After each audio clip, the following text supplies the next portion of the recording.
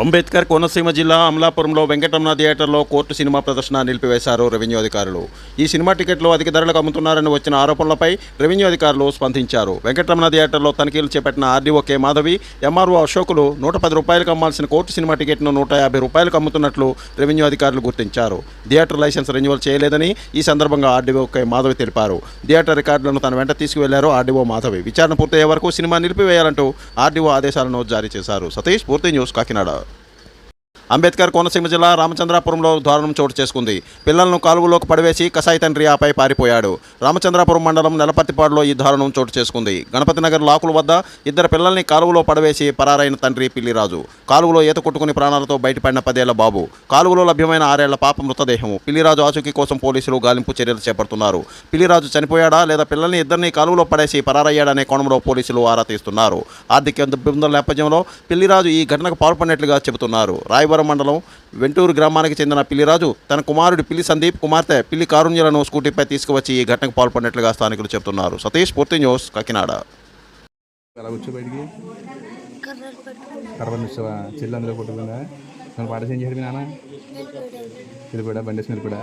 నువ్వు స్టేషన్ దగ్గర వెళ్ళదు ద్రాక్షారం వంతుని కాడ ఆపి అందరినీ డబ్బులు ఆగలేదు. ఇద్దరు అంకులు ఆగి పోలీస్ స్టేషన్ దగ్గర తీసుకెళ్ళారు. అప్పుడు పోలీసులు వచ్చారు ఇక్కడికి. ఏం పేరు నీ పేరు? రామచంద్ర. ఇంటి పేరు? రామచంద్ర. ఆ స్టేషన్కి వెళ్తే అప్పుడు ఎస్ఐ గారు వచ్చారు ఇక్కడికి.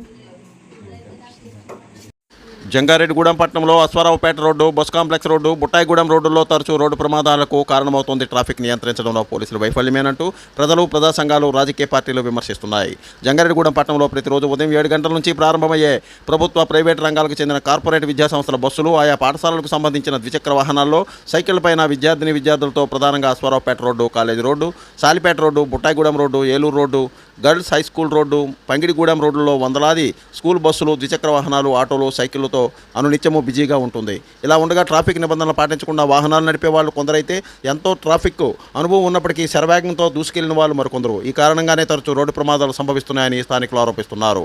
ఒక్క బోస్ సెంటర్లో మాత్రమే కాకుండా ట్రాఫిక్ నియంత్రించే దిశగా ఉదయం 7 గంటల నుంచి రాత్రి 9 గంటల వరకు తెలిపిన రోడ్లలో పోలీస్ సెంట్రీలను ఉంచితే రహదారు ప్రమాదాలను నియంత్రించవచ్చని ప్రజలు పేర్కొంటున్నారు. పిల్లలను తీసుకువెళ్లే స్కూల్ బస్సులు కూడా ద్విచక్ర వాహనాలతో, ఆటోలతో పోటీపడి బస్సులు నడపడం కారణంగా ప్రమాదాలు సంభవిస్తున్నాయని వారు తెలుపుతున్నారు. సంబంధిత అధికారులు తగు చర్యలు చేపట్టాలని కోరుతున్నారు. స్వామి, స్ఫూర్తి న్యూస్, పశ్చిమ గోదావరి. అంబేద్కర్ కోనసీమ జిల్లా సకినేటిపల్లిలోని రోడ్డు ప్రమాదం సంభవించింది. స్విఫ్ట్ డిజైర్ కారులోని అతి వేగంగా ఢీకొనడంతో యువకుడు మృతి చెందాడు. సకినేటిపల్లి మండలం రామేశ్వరం గ్రామంలో ఆగి ఉన్న బైక్పై కూర్చున్న బత్తిన పైడిరాజు 23 సంవత్సరాలు తాగిన మైకంలో కారుతో ఢీకొట్టాడు ఓ యువకుడు. బత్తిన పైడిరాజు అక్కడికక్కడే మృతి చెందాడు. న్యాయం చేయాలంటూ పోలీసులు పట్టించుకోవడం లేదంటూ మృతుల తల్లిదండ్రులు, బంధువులు పోలీస్ స్టేషన్ ఎదుట బైఠాయించారు. నిందితులను ఇప్పటివరకు పట్టించుకోకుండా పోలీస్ స్టేషన్ ముందు బైఠాయించడం, న్యాయం చేయాలంటూ నినాదాలు చేయడం స్థానికంగా చర్చనీయాంశమైంది. మృతి పైడిరాజు తుని గ్రామం. కొబ్బరి దింపుల నిమిత్తం సకినేటిపల్లిలో ఉంటున్న కుటుంబం. పైడిరాజు తల్లి ఆవేదన కన్నీటి పర్యాంతం అయ్యారు. ఇది చూసి అక్కడ ఉన్న వాళ్ళంతా ఓదార్చలేకపోయారు. సతీష్, పూర్తి న్యూస్, కాకినాడ. పొట్టకూడు గురించి ఏ ఊరన్నా బతకడానికి వస్తాం అంటే పొట్టకూడుకు వచ్చిన చంపేస్తే ఈ ఊరు కాదు మీరు ఎలాగన్నా కొండంటారా? అంటే ఉన్న ఊరు వెళ్ళి పొట్టకూడు లేనుకున్న చంపేస్తారా? ఎక్కడ న్యాయం? పొట్టకూడుకు వచ్చిన చంపేస్తారా? చంపేసి నా ఊరు నేను చంపేస్తానంటారా? అయితే నీ ఊరోడు అయితే ఒక న్యాయం, పరాయి ఊరోడు అయితే ఒక న్యాయమా? ఎక్కడ జరిగింది ఈ న్యాయం? ఎక్కడుంది ఈ న్యాయం? పవన్ కళ్యాణ్ గారు మీరు దిగాల, మీరే దిగాల. ఎందుకంటే మీ పేరాడు మీ గురించి మీ ఓటు వేయకపోతే ఒప్పుకోను. పవన్ కళ్యాణ్కే ఓటు వేయాలా? వాళ్ళ అమ్మమ్మని వాడు అమ్మమారు పవన్ కళ్యాణ్కి తప్ప ఎవరికన్నా ఓటేస్తే ఒప్పుకొని అని పవన్ కళ్యాణ్ గారు మీరు దిగాల. ఇప్పుడు ఒక్కో మాట, కోడి పందాలు జరిగితే పరిగెట్టుకున్న పోలీసులు ఒక మనిషి ప్రాణం తీస్తే ఎందుకు పరిగెట్టట్టుకోవట్లేదు? దానికి కారణం ఏంటి? అంటే కోడి పందాల్లో కోళ్ళు దొరుకుతాయనా, లేకపోతే డబ్బులు దొరుకుతాయనా, లేకపోతే మనిషికి కొడతారే? అప్పుడు ఏ కోడి పందెం ఆడినోడు ఏం చేసేస్తున్నాడు? కోడి పందెం కదా ఆడుతున్నాడు అంటాడు. కోడి పందెం అంటే కోడి పందానికి ఉన్న విలువ మనిషికి లేదా? అంటే మనిషి ప్రాణం ఒక ఈక, ఆడుకు కోడి ఒక నవ్వురువా? అంటే కోడి ఎక్కడ దొరికినా, ఒక ఇంటికాడ దొరికినా పట్టుకుపోతాడు. ఇంటికాడ 10,000 డబ్బు ఉన్నా అట్టుకుపోతాడు, 10,000 రూపాయలు మనిషి ఉన్నా అట్టుకుపోతాడు. అంటే మనిషిని చంపేస్తే దానికి విలువ లేదా? అందుకనేసి మనిషే కదా పోతాడని పట్టుకునే పోలీసులు. చెప్పండి చెప్పండి. కోడి పందాలు పరిగెట్టి పట్టుకున్న పోలీసులు మనిషిని చంపేస్తే ఎందుకు పట్టుకోవట్లేదు? అంటే కోడికి విలువ ఉందా, మనిషికి విలువ ఉందా? అంటే కోడి పందాలు దొరికితే కోళ్ళు దొరుకుతాయా? కోళ్ళు దొరుకుతాయా?